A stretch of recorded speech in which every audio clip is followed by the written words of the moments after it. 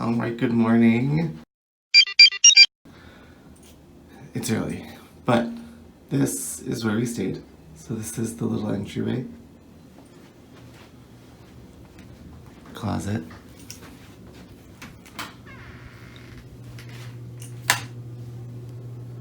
Bathroom. Sink. Me. TV. Bed. Couch. Table. It's a studio. But you didn't show the horses. And since Saratoga Springs has like a horse racing thing, Disney horses. I love it. This is one of my favorite details. And there's more than just these two pillows. There's like, because this is Maximus and Philippe, but I'm pretty sure. There's a Samson. Yeah. I can't Maximus is usually in the room. Is this not Maximus? Yeah, it is. Oh. So Maximus is usually in the room. Oh, yeah. I know there's the others, though. Boom. That's where we slept. Look at all those people. They're gonna stand there for 3 hours just to hopefully get on Rise of the Resistance, even though all of these people are already in the park. Alright, so we are in studios. At 5:30 in the morning. Is this when you get to studios now? Yeah. So, no line for security. Everything was completely open. But there is, and I don't know if we're going to be able to zoom enough, but we've already seen an adult meltdown. And then there's a big group of people outside that aren't, because they were scanning bands.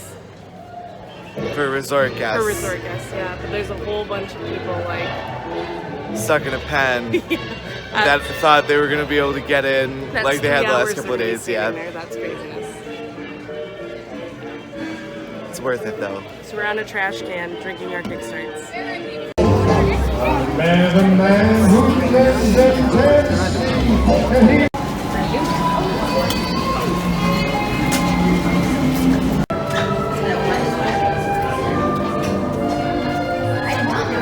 But your rooms are not quite yet ready.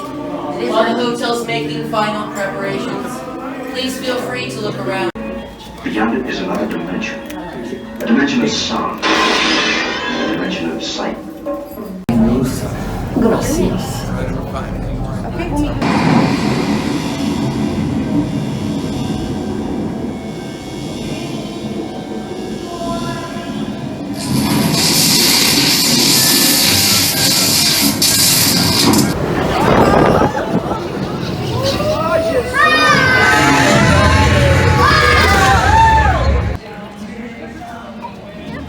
Who needs to come at night when you can just come at 5 o'clock in the morning?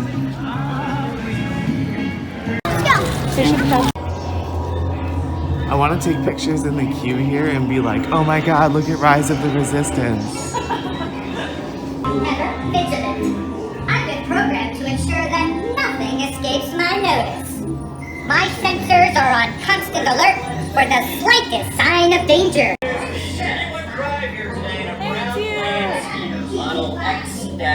And you. If you did, an angry little green guy just handed me a note for you. It says, parked in my space you are, have you towed, I will. Okay. Yeah, okay. Con el One cinturón of, de one of seguridad us is gonna be the ajustado rebel spy. y cuiden a los pequeñitos. Do not put on your flight glasses until instructed to do so by a crew member. When we go down and there's 4 One final reminder. Rebel spy. I mean, we had a 50% chance of it being one of us. We're gonna go get food. Probably the same thing we had for dinner. Just being real. Mine's gonna be different. Oh. Oh, you're getting. Because I'm gonna get the breakfast one. Oh my gosh, there's no one in the store. Show them. Look at how big this store is.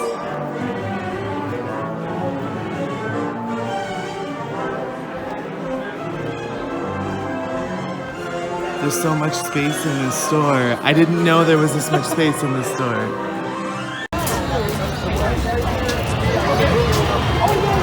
With the helmet on. We have 2 adults and 4 kids. What are you regretting right now? Not bringing my sunglasses. What are we on?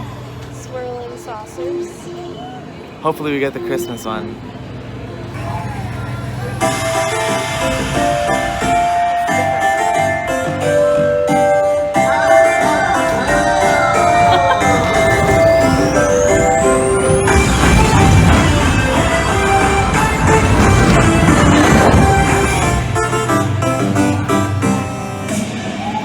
We are eternally dizzy.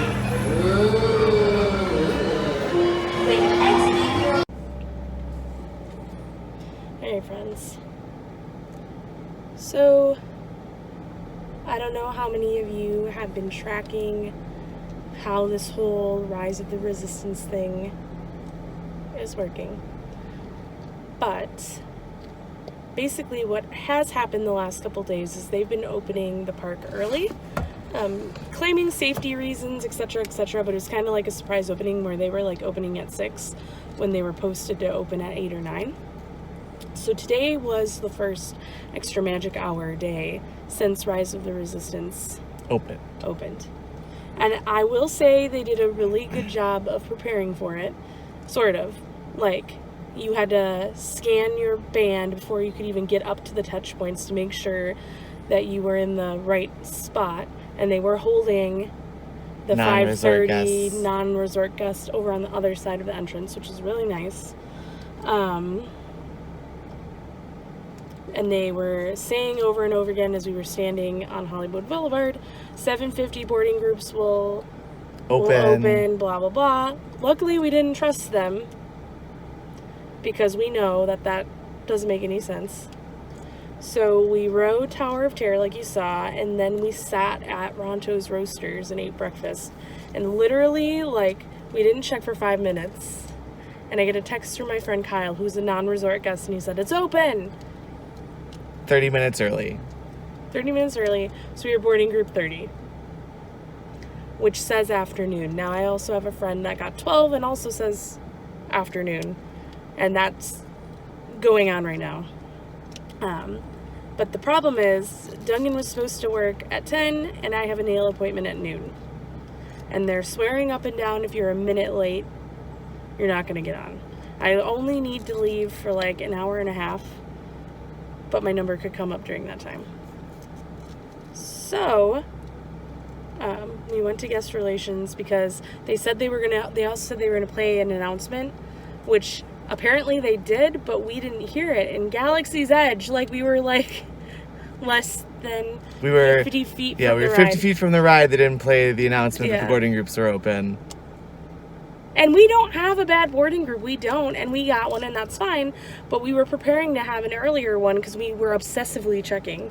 But the cast members are pretty much less than willing to accommodate, and some of them really can't do anything, and it's not their fault. But somebody out there made a poor decision to do the opposite of what. They told people at 6 o'clock in Yeah. the morning.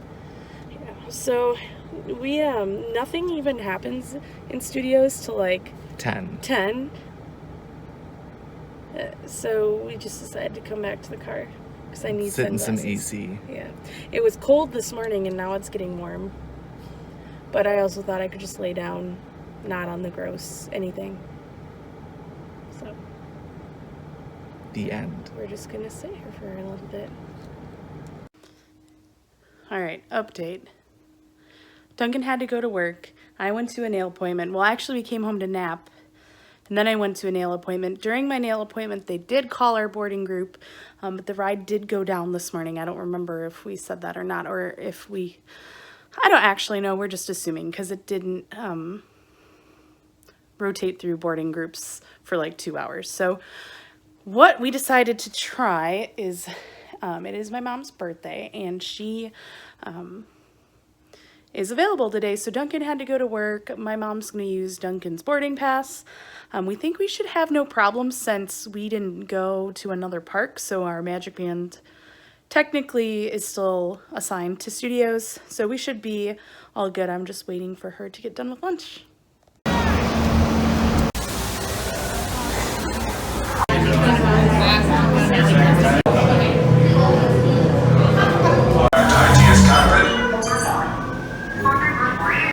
BB-8, is everyone assembled? Good. Should we be in flight prep? Recruits. Oh boy, guys. So, got on Rise of the Resistance. As you saw, I stopped filming because I couldn't even focus on everything that was going on, and I didn't know exactly what kind of ride it was, so I didn't want my phone to fly out or anything, but I've been home for like an hour-ish, and I haven't come on to give my review because I'm just like, I'm still processing it. It is unlike any other experience so far that I've seen from Disney. The ride system itself is simple-ish. It's not anything that Disney has in the US at this time, but it is a system similar to some overseas. If you are a YouTube Disney attraction person, you may have seen some of this like trackless ride stuff. But what I couldn't get over most of all is how this whole thing is an experience. So the ride itself is long, but the pre-show is truly part of the ride, and it's not like one of those things where you watch a video and then you're in line for the ride. It is so much more involved than that, and the cast members were killing it.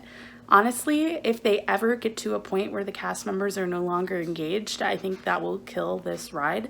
And I don't want to spoil it too much, even though I know if you wanted to go watch a like full ride through of it, you could. But if you are a Star Wars fan, or even if you're not, like my mom ended up coming with me, like I said, because Duncan had to go to work, and she's seen Star Wars, but none of the new ones, so she didn't know some of the characters, but you still get an idea of like good guy, bad guy, and that's really all you need to know. I actually feel like it might be potentially scary for a younger kid. Not the ride itself, but some of the pre-show stuff. And I guess it depends what the kid is afraid of. Like, if they're afraid of loud noises, the ride might scare them. But if they don't know who the characters are, I don't know if it's as scary. But I guess it just depends on the person. But my mom is a very sensitive to motion sickness person, but she said she definitely wouldn't have even needed anything. So if that's one of the concerns for you, all good. Like, my mom doesn't ride Star Tours or Splash Mountain. Well, she does. She used to ride Splash Mountain, but she doesn't anymore. But I think that's more for being wet than motion. But doesn't love Flight of Passage. Wouldn't do it again, sort of thing. She went on though. But Dinosaur, Everest, Tower of Terror, doesn't ride those. So keep that in mind. It's definitely not a thrill attraction. Like, it's thrilling story, but not thrilling the ride itself. Like, it's not a roller coaster. So you're safe there. And I guess if you have any questions, you can put them in the comments below, but I cannot wait to go again. I'm like trying to think in my head if it's worth putting my name, like going early again tomorrow to go once more. We'll see. It's time for bed. Like right now, because we're going to get up and go to Rise of the Resistance again tomorrow. Bye! Thanks for coming to the show! What did he say?